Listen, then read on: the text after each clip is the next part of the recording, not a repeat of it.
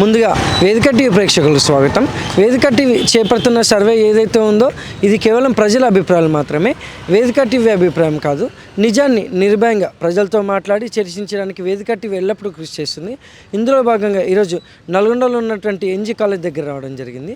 మరి ఇక్కడ ఉన్నటువంటి ప్రజల్ని రేవంత్ రెడ్డి గారి పాలన విధి విధానాలు ఎలా జరుగుతున్నాయి, మరి అలాగే రేవంత్ రెడ్డి గారు ప్రవేశపెట్టిన ఈ 6 గ్యారెంటీలు కానీ సంక్షేమ పథకాలు కానీ లబ్ధిదారులకు ఏ విధంగా లబ్ధి చేకూరుతున్నాయి, మరి అలాగే గతంలో కేసీఆర్ గారి పాలన ఏ విధంగా ఉంది అనే విషయాన్ని ఇక్కడ ఉన్నటువంటి ప్రజలతో మాట్లాడి వాళ్ళ యొక్క అభిప్రాయం తెలుసుకునే ప్రయత్నం చేద్దాం. రిపోర్టర్ కార్తిక్ గౌడ్, వేదిక టీవీ. సార్ నమస్తే అండి. మీ పేరు సార్? నా పేరు కర్ణాటక కొండయ్య. ఏం చేస్తుంటారు సార్? ఏమి లేదు, అంత తిన్నమే వచ్చి కూర్చోవడం, పని ఏమి లేదు నాకు. సీఎం రేవంత్ రెడ్డి గారి పాలనపై మీ అభిప్రాయం ఏంటి సార్? నా అభిప్రాయం బాగులేదు అనేది నా అభిప్రాయం. ఏ విధంగా అంటే హామీలు కొన్ని రాంగు. ఆడవాళ్లకు ఫ్రీ బస్ అన్నాడు. ఆ ఫ్రీ బస్ అనేది 50 ఏళ్ల తర్వాత వాళ్ళకి ఇవ్వాలా. 50 ఏళ్ల తర్వాత వాళ్ళకి ఇస్తే అది కరెక్ట్. అందరికి ఇచ్చారు. ₹1,00,000 వచ్చే ఉద్యోగస్తురాలు ఫ్రీ బస్సులో పోతుంది. అవునా కాదా? అది రాంగా కాదా?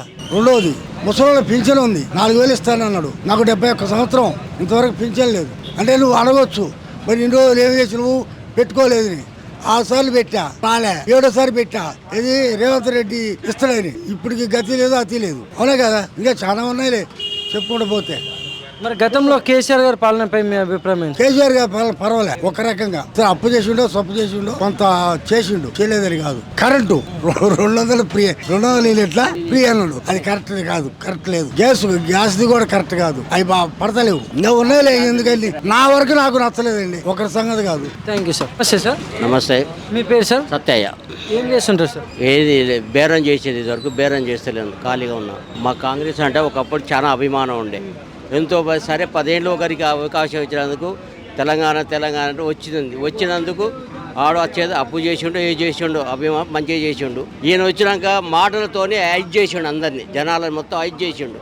ఐజ్ చేసారు 10 ఏళ్ళ రిస్క్ తీసుకోకుండా తనని గెలిపించారు. మాటలతో అభిమానంతో గెలిపినందుకు దానికి మాట మీద నిలబడాలి.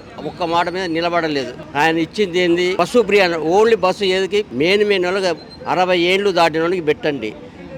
స్టూడెంట్ చదువుకుంటున్నారు, వాళ్ళకి ఇవ్వండి. అందరూ ఇప్పుడు 2 లక్షలు ఉద్యోగం చేస్తే ₹1,00,000 చేస్తే, ₹1,50,000 చేస్తే అందరికి పెడితే ఫ్రీలు అని పెడితే దాంట్లో బస్సే సీట్లు దొరుకుతలేవా. 400 పింఛన్ అన్నారు, రాగానే ఇస్తా అంటివి. ఇప్పుడు 18 నెలలుగా 16 నెలలుగా వస్తుంది. దాన్ని ఇంకా అమలు చేయవు. ఓ నెల ఇస్తుంటే ఓ నెల ఇస్తలేవైతే. మొన్న ఓ నెల అయిపోయింది అది. కరెంటు అని ఓసారి వస్తుంది, ఓసారి వస్తలేదు.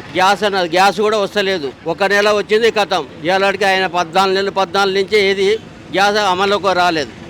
అంటే మాకు ఎరకలేదు, ఆయన క్యాన్సిల్ చేసి అన్నారు. 4,000 పింఛన్ పోయింది. ఇంటికి ఆడవాళ్ళకు 2,500 ఇస్తా అన్నాడు, అది లేదు. పోతే ఇవన్నీ ఏది అమల్లో అవుతలేవు. అమలు చేస్తే కరెక్ట్ చూపించాలి. ఆయన రాకముందు ఏపీ ఆయన 4,000 1వ నెల నాడే ఇస్తూనే ఉండు, రాగానే 1వ నెల ఇస్తూనే ఉండు. అది ఆయన చేసిన ప్రభుత్వమే అవి ఫిలప్ చేసిండు. ఏంటంటే ప్రకారంగా యూనిట్ మీద చేయాలి. నలుగుట్ల 4 పాము చావదు అన్నట్టు మాట ముందు 5 లెవెల్ ఆడికే పోతుంది. హైకమాండ్ అండి. దాన్ని ఏందనేది నిర్ణయించాలి. 10 మంది ఇక్కడ మీరు కూర్చోవాలి, ఆలోచించాలి. దాని గురించి ఏంది, ఎట్లా చేయాలి, ఏంది, దాని గురించి అవగాహన తీసుకొని చేయాలి. మరి గతంలో కేసీఆర్ గారి పాలనపై మీ అభిప్రాయం ఏంటి సార్? కేసీఆర్ చేసిండండి, చేయలేదంటారు. అప్పు తెచ్చిండు, ఏది తెచ్చిండు, చేసిండు. జనాలలో చూపించిండు అందరికీ ఎట్లున్నది, ఏంది, నా ప్రభుత్వం ఏంది అనేది అది చూపించుకుండు. చేయలేవైతే అప్పు చేయలేవైతే తినలేవైతే అది మాకు అభిమానం ఉన్నది మొదటి నుంచి కాంగ్రెస్ మీద. ఆ కాంగ్రెస్ అనేది లాస్ట్ మళ్ళీ ఇంప్రూవ్ లేకుండా చేసుకుంటుండు ఆయన. మళ్ళీ వచ్చేట్టు ఉండాలి దాన్ని అనగా అనేది ఆయనకు వచ్చేట్టు చేసుకోవాలి. నెక్స్ట్ ప్రభుత్వం ఎట్లుంటుందో మనకు ఎవరికి తెలియదు దాని గురించి. కానీ థ్యాంక్ యూ సార్.